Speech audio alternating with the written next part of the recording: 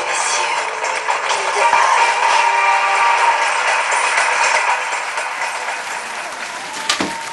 Bonsoir, bonsoir, bonsoir, bonsoir, Boshi. Alors, bonsoir tout le monde et bienvenue à Tout le monde en parle. Mon nom est Guillaume Lepage.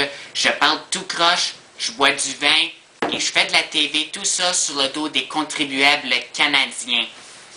Et voici notre fou du roi, celui qui se prépare une douzaine de blagues à l'avance et qui attend le bon moment pour les placer, Danny Ticrotte.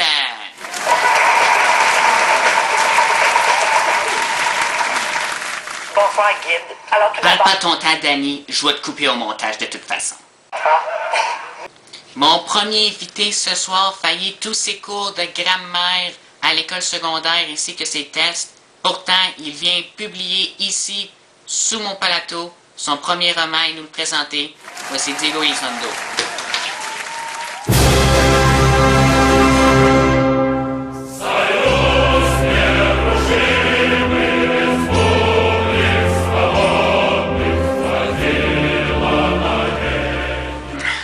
Bonsoir Diego. Merci, bonsoir Danny, merci Guy pour la belle chanson puis l'invitation. Bonsoir Diego. Alors tout d'abord, tu permets qu'on se dise tu? Ben oui Guy, regarde, on se connaît depuis tellement longtemps. Ok. Alors tu publies ces temps-ci ton premier ouvrage aux éditions Fidèles qu'on va regarder en ce moment à l'écran. Manon.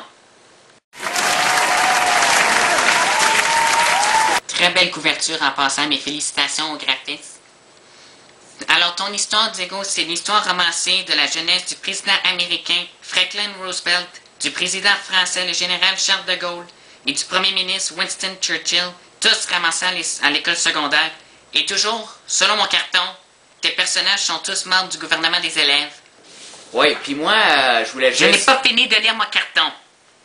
Tes personnages luttent donc contre un autre élève, non membre du gouvernement des élèves, un certain Joseph Staline, qui s'amuse à les commettre des actes de vandalisme notamment.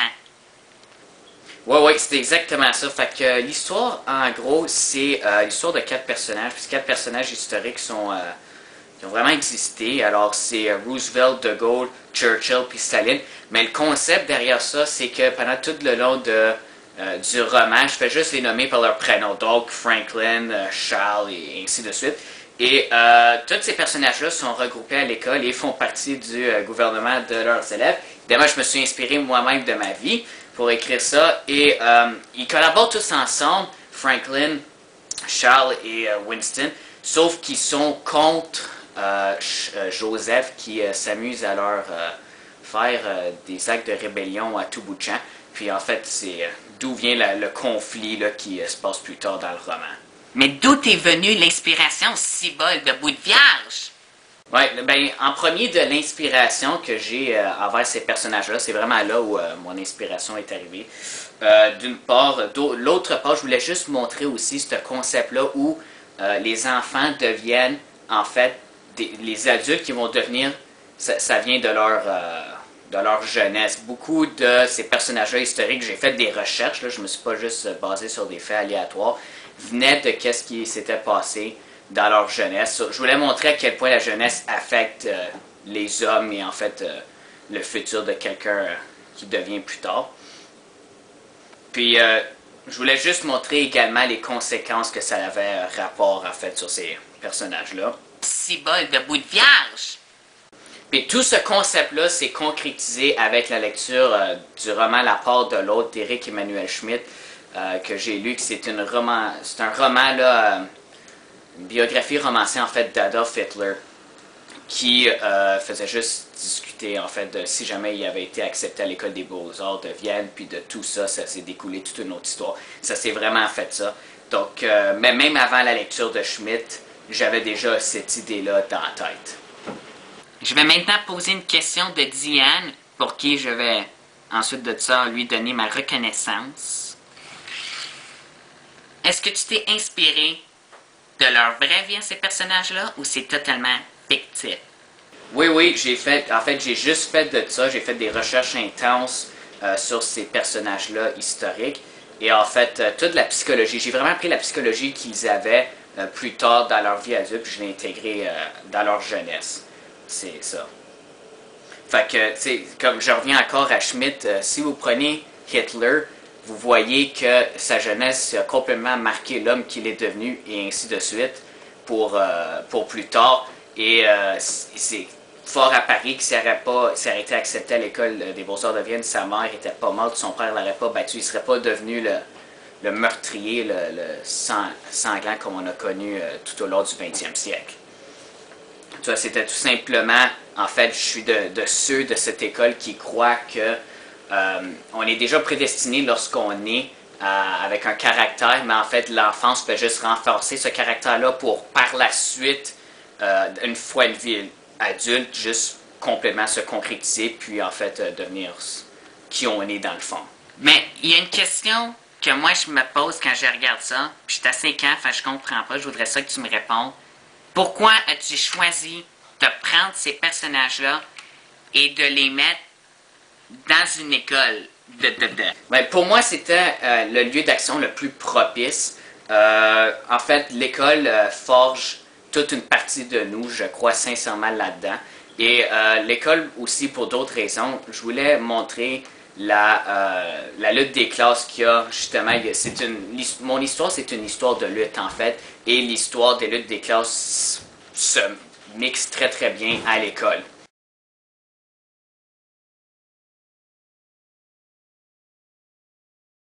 Oui, bien ça, c'est un clin d'œil subtil aux gens qui vont comprendre.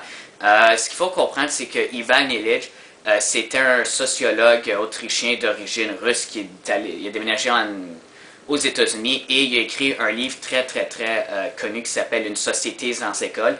Et ce livre-là m'a vraiment inspiré. Je l'ai utilisé pour un projet que j'ai fait.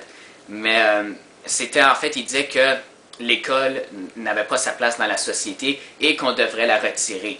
Tout simplement parce qu'il disait que la société, en fait, dans laquelle on vit, gère l'école qui est une école, en fait, capitaliste. Et cette école capitaliste-là fait de nous juste des capitalistes qui s'en suivent. Mais ça c'est une autre histoire, là. Je reviendrai une autre fois pour ça. Diego, je te cite.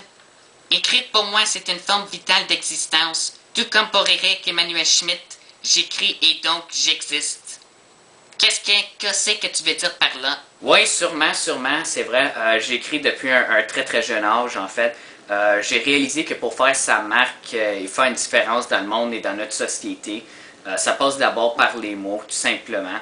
Parce que les écrits restent et les paroles s'envolent, comme tu sais très bien, Guilla.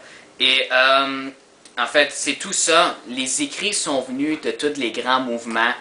Tous les grands mouvements sont nés des écrits, c'est-à-dire.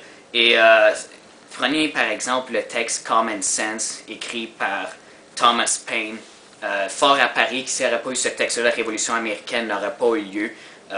Ou un exemple un peu plus près de nous, le livre On the Road de Jack Kerouac dans les années 50 a été le livre qui a commencé tout le mouvement des hippies, puis de la contre-culture, puis tout ça.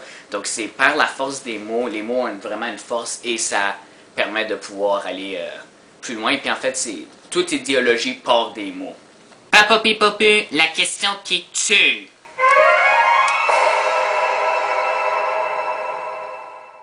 Diego, est-ce que des fois, Simonac, t'arrêtes d'écrire ou tu passes ta vie en écrivant?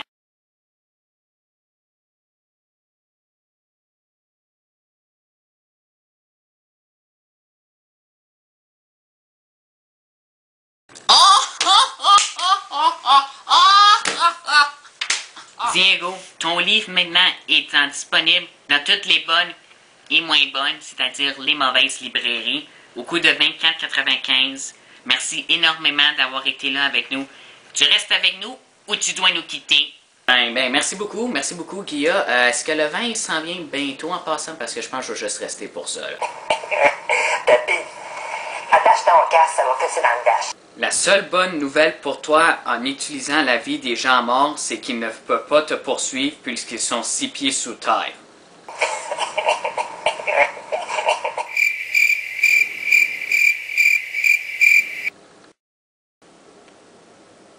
Très, très, très mauvais, Danny. Tu seras privé de restaurant ce soir et de vin. Je vais le garder pour moi. Tout de suite après la pause, il fait une de ses trop rares apparitions. Mon bon ami, Stephen Harper.